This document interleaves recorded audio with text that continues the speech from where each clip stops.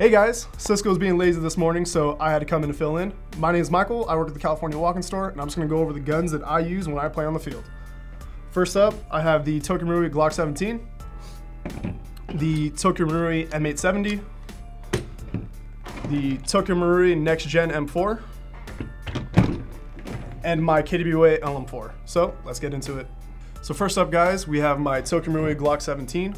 This guy is very accurate, very reliable, and there's more than enough parts for me to either fix it or upgrade it in the future. And it's my go-to sidearm for indoor and outdoor. All right guys, up next is my TM870. This guy just feels solid in the hands, full metal construction. The only polymer on here is the pump and the stock. I really like this because it's gas powered, can shoot 3 or 6 BBs at a time, and this thing is just deadly accurate at range. Internally, I did upgrade the barrels to SAT 601 inner barrels, which you can find on our website. Now, make sure you call your hits, because if you don't, I'm coming for you. All right, so up next, we got my Marui Next Gen M4. So this thing has a full metal construction like the 870, and it may look basic on the outside, but don't let that fool you. It's actually similar to the KWA ERG in that it does have a felt recoil. Unlike the ERG though, it does not use standard AEG mags. It does have a proprietary magazine with it, but that doesn't bother me at all, because the performance more than makes up for it. My friend has a Prometheus barrel with a flat hot bucking, and as you guys know, that is a very good barrel setup as it is, but this thing was getting just as much range as it. And lastly, we have my personal LM4. So I have completely done this thing up from the ground up, and the only thing stock about this gun is the 9-inch outer barrel extension, the buffer and buffer spring. That's it. Everything else has been changed out at one point or another on this gun, and I'm just gonna go from the back to the front and everything I have to this. Starting from the back, I have the Magpul STR with the Magpul enhanced butt pad on it. So some people say it's Airsoft, you don't necessarily need it, but on all my real ARs, I have this actual butt pad, and it just makes it shouldering just more familiar and more comfortable with it. Moving up a little bit, I have the Magpul MOE Plus.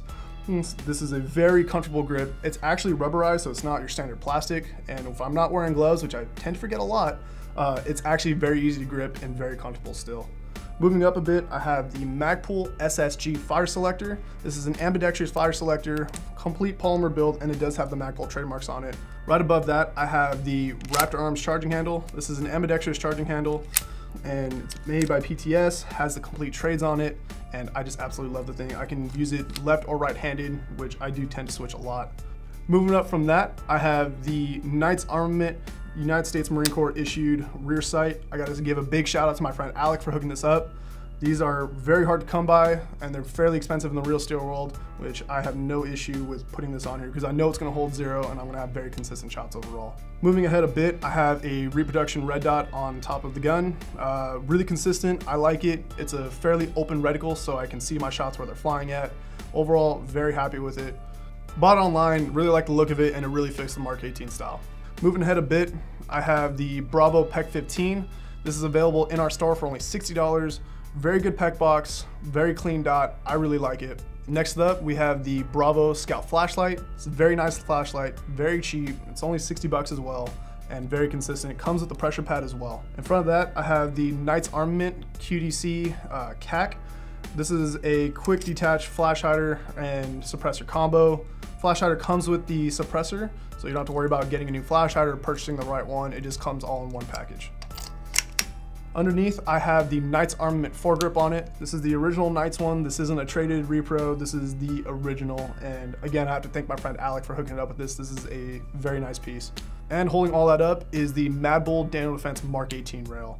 Very nice bronzing on it. It isn't quite as close to the original as I would like, but it's still a very nice and quality rail, and it's been very durable and has served me very well for the past year and a half. The entire gun is powered by the standard KWA LM4 magazines.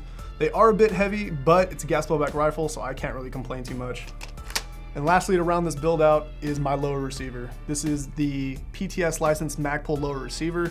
They didn't make very many of them, but I have to give a huge shout out to Spencer for finding this in our boneyard.